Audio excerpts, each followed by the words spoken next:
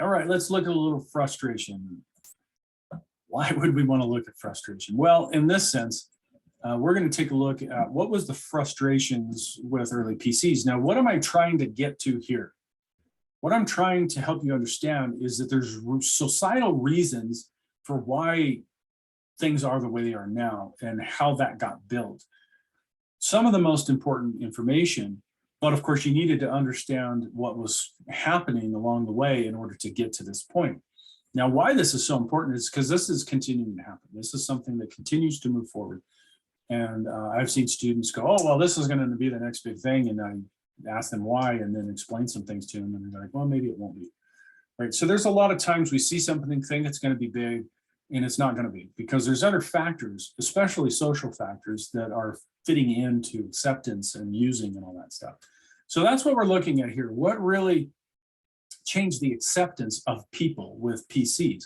So we've established that these PCs, these personal computers, have a use. People are using them. And one of the big uses is a spreadsheet, which I mentioned Lotus 123 here. Basically a spreadsheet, if you're not familiar, well, you should be, because I had you use it in Excel. But it's a way to organize your data, and it's a way to do calculations that it doesn't get screwed up all the time. So that was a major thing. Businesses everywhere needed that. People needed that for their taxes, and it was worth the money, right? So if you talk about buying a $700 computer in 80s money, you can go and search on a calculator for what it was then and what it costs now. It's like $2,400 today. It's a ton of money that people are spending. They could have bought a nice used vehicle for that price, but instead they bought a computer and plunking down a ton of money so that they can make their life easier. And also understanding that, wow, this thing's gonna not most people, but everyone buying a computer then understood this is gonna be revolutionary. My kids are gonna need this in the future. I'm gonna need it in the future, that kind of thing. But there was a massive frustration, and that was caused by innovation. The fact that from one computer to the next system, like if you did a VIC-20 as a Commodore, and then your next model was a Commodore 64, internally they were dynamically different. The how you had to program them was different, and their capabilities were so much more awesome on the Commodore. Same thing with the Atari 800 and 400. You know, they had a 400 and they had an 800, not compatible with each other because of the innovation that they could put into the 800 that they didn't put into the 400. It was really confusing. And some people understood that, but it doesn't matter, because really what people were after is, I just bought, you know, a Commodore VIC-20, we'll say, and then I spent $200 on software. And you're saying that my software for my VIC-20 doesn't work on my 64?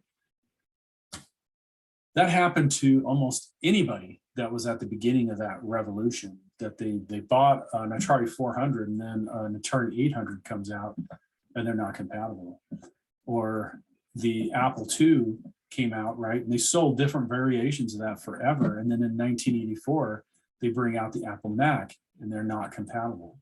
And so I bought in and got all this stuff, right? Like you bought Lotus, you bought all that, and then you can't run it on the next system. That's basically just flushing my money down the toilet, especially if this kind of software is doing what you need it to do.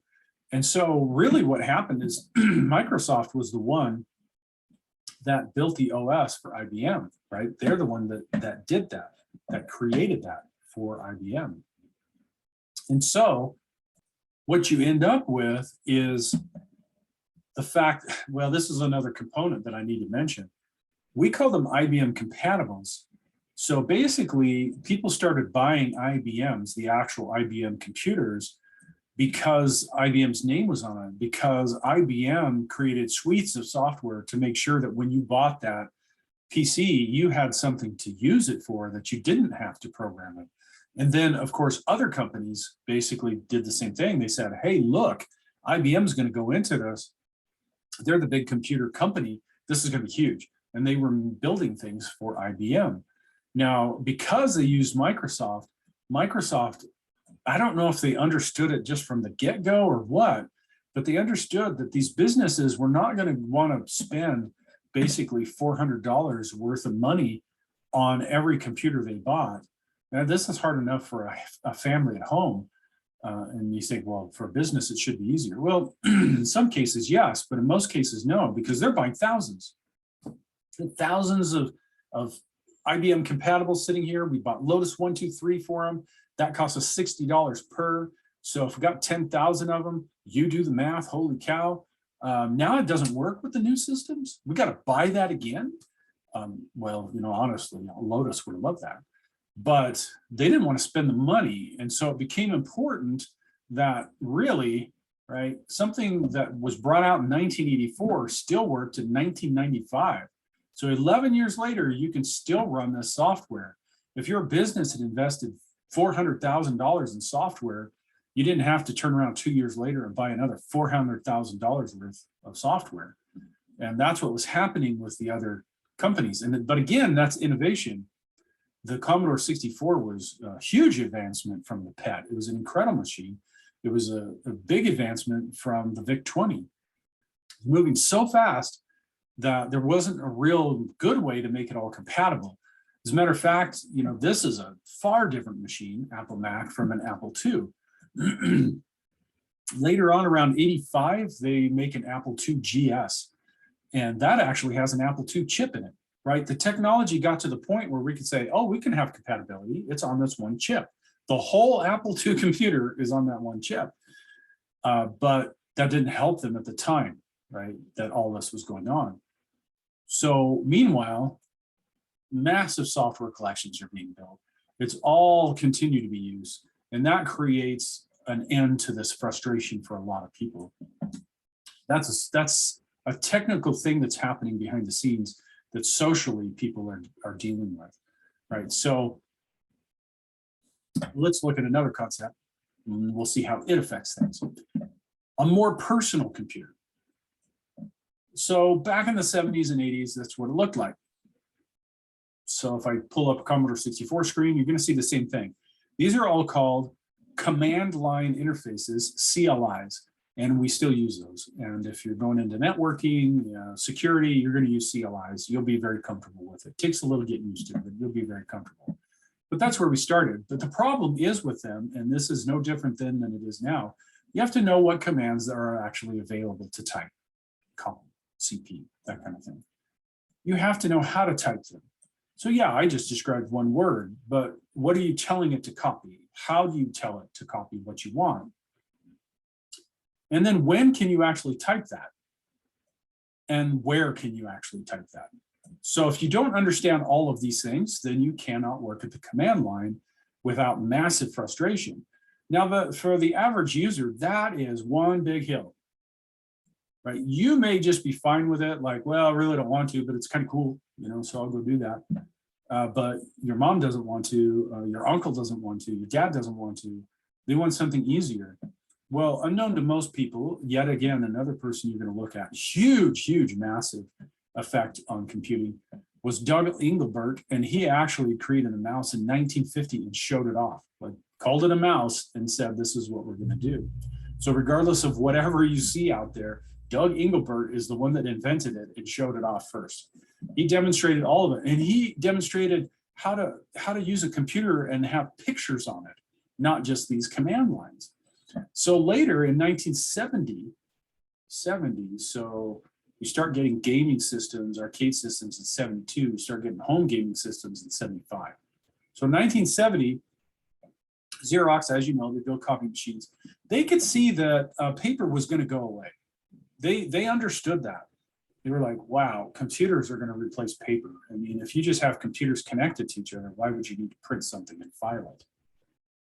Now, that's a thought that is decades beyond where they're at. But wisely, they start to fund this Palo Alto Research Center known as PARC. And it was in Palo Alto. And that was a way to find a transition from paper to electrons. In other words, we're the paper company, we're going to be out of business because everything's going to move to electrons. Right? So this think tank was full of people that were basically geniuses. And they were technical and not technical, right? So they picked geniuses from all over and said, let's sit down and discuss this and let them do what they were going to do. And they started watching children interact to their surroundings. And as a result, in 1973, so before we get home gaming systems, they introduced the Alto Computer to the world. It was a business class computer, meaning this was not meant to be bought by a home individual, and it had a GUI. Graphical user interface. And it predated the PC, but it cost $45,000, and no one could afford it. However, these people, a lot of them had seen Doug Engelberg. They did their own research, and then they come up with the future. And this is what it looked like. So there's the Xerox 8010 Star Information System. And you're accessing servers, and you're clicking on documents, and here's your in and out on your desktop, right? They understood that people needed to see graphics. So here's you can print all these things, and here's all your other resources you can get to. And nobody wanted to buy it. Well, yeah, the thing was $45,000 per, right? Per computer. That's really expensive. And what they end up doing is just canning it, right? They end up canning this. In a very strange move, Xerox, instead of continuing research, canceled the project, right? Think about if they had kept doing it, right? What if they kept doing it, right? The Alto would have just become more cost effective. That's something that I don't know how a company, because I'm sure Xerox had that problem with printers and copier machines, you know, that they were super expensive, and then over time they got cheaper and more capable. So I don't know what they didn't understand, but obviously they had a CEO and other people that just thought, that's not our deal, let's just keep doing paper, you've wasted enough money. But if they had gone forward, right, it would have been 40,000, 16,000, 8,000. And then you think, well, why? Why would that happen? Well, this is a pretty advanced system, but not joking, there's a program called GEOS that ran on my Commodore 64 that pretty much looked like that. Right? So if you took a Commodore 64 that basically back then cost $700, and put two 6503 processors in it, you could have sold the thing for about $1,200, and the business would have eaten this up, right? And you're Xerox, for heaven's sake, so you got cloud, right? You're not IBM, but you could have done it. They just stopped. So first PC, 1975, introduction to Alto, 1973. Lost opportunity. I didn't see it. Now, I'm sure the people that actually invented it totally understood and probably were so frustrated, but most of them went on to make a lot of money taking those kinds of ideas and implementing them other places. So that really makes the ball roll, because what ends up happening is that you now have the Apple II running, and basically the lead on this, I can't remember her name, but she just is so frustrated. There's an interview with her on there in one of the videos where she's just so frustrated at the fact that all this is just sitting there. So she actually gets Steve Jobs to come over and look at it, right? There were some at Xerox that wanted to see what they had made used, and she says that. So she invites Steve Jobs over, and he just was like, wow, I just saw the future. And basically licensed some of the technology, and in 1984 released the Apple Macintosh, and there's what it looks like. Right, so a little nicer than this one, but pretty much the same thing. I mean, even the dots, right? Really same thing. Now, they weren't the only one, and that's the important thing. This is the Amiga Workbench, 1985. So I don't know if there was anybody from Xerox that looked at this, or if this goes all the way back to Engelberg, which basically showed off this kind of thing anyway, and this is the way they envisioned Amiga DOS for their Amiga computer in 1985. And so lots of people go, oh, everybody copied off it. No, they didn't. There was not enough time for these Amiga folks to actually copy what Apple was doing, especially since they're keeping it secret. So just like we see in innovation a lot, there's different people that are thinking of the same things. And I think that's because of the logical flow of how it's proceeding in people's minds. Now, the thing that was really cool about this OS is in 1985, they were the first ever multitasking PC with a GUI as the main interface. So the Mac had a GUI. It was the first PC, personal computer, that had an interface. The Xerox was the first computer, right? This is still a computer. So it has a graphical user interface. This is the first personal computer with a graphical user interface. This one is the first multitasking computer with graphical user interface. Meaning what? Meaning it could do more than one thing at a time. These windows are actually running some animations in them, and they could do them both at the same time, which the Macintosh could not do. That was beyond its capabilities. So when you look at which one was the most innovative from the 84-85 time period, definitely Amiga-DOS was the most innovative, because they actually thought about a computer doing 2 or 3 things at the same time, not just focused on one thing. And that is a huge engineering achievement compared to what they did here, which you could click on these and open them, but once you transition the window, it stopped. Whatever was happening in the other window, it stopped. They didn't get multitasking for years.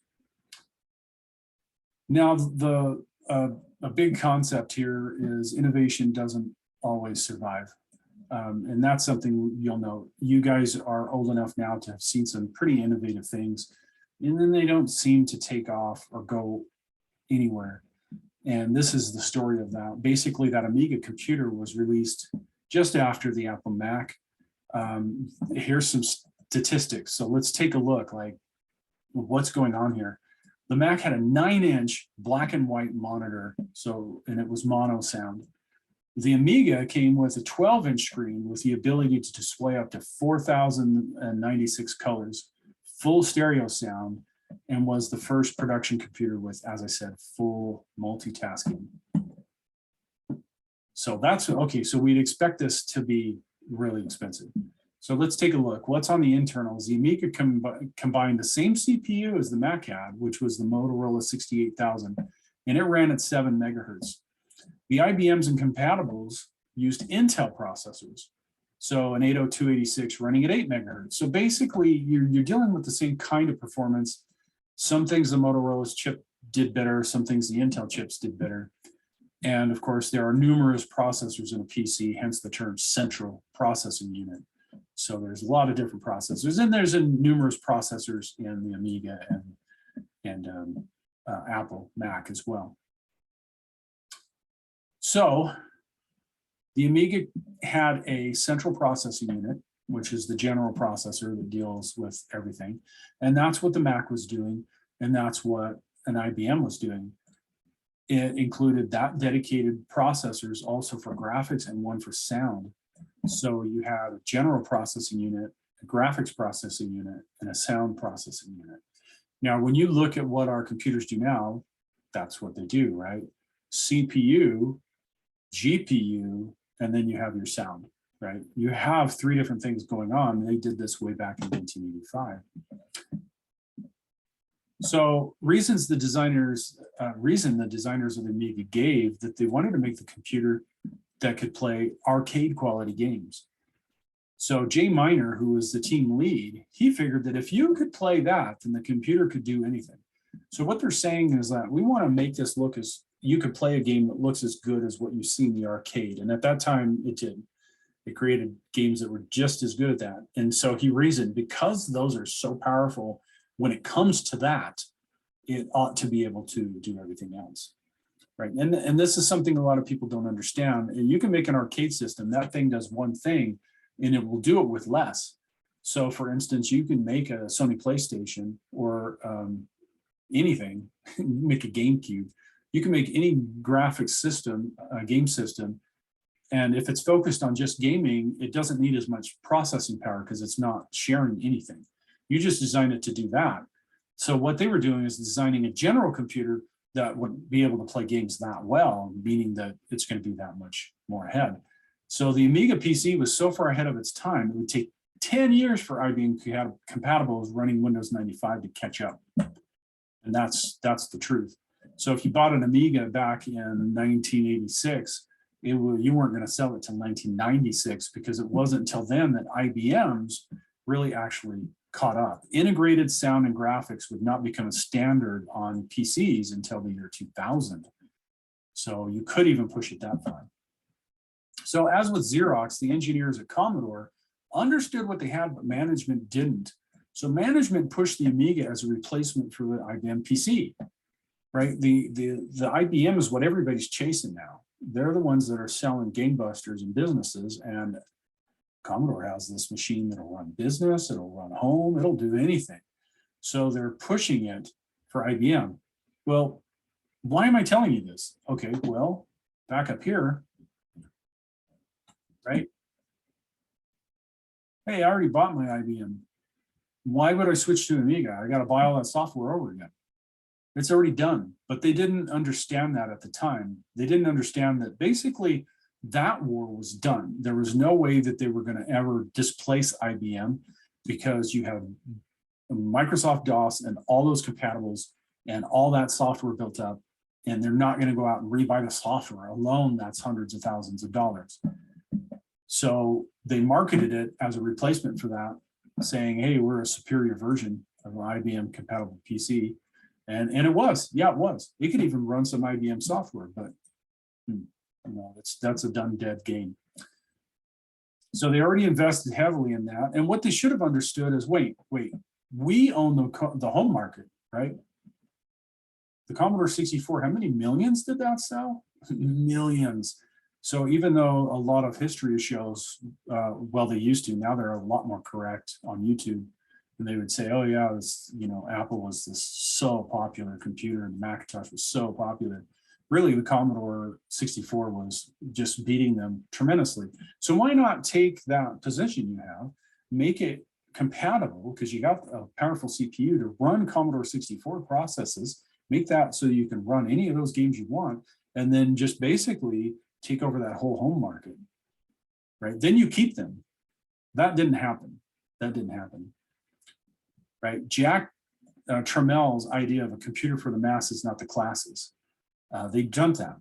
The Amiga was a really expensive machine, but if they had promoted it to all home users, right? You just keep using this, they would have had a massive foothold that never would have left. There would have been no reason for a home user to go get an IBM. And basically, because of how they failed, the next system that anybody was going to buy at home was going to be an IBM compatible, because what else do you buy? And so a lot of times in the videos that you watch or history of any of this stuff, they'll say, oh, an IBM killed them for these reasons.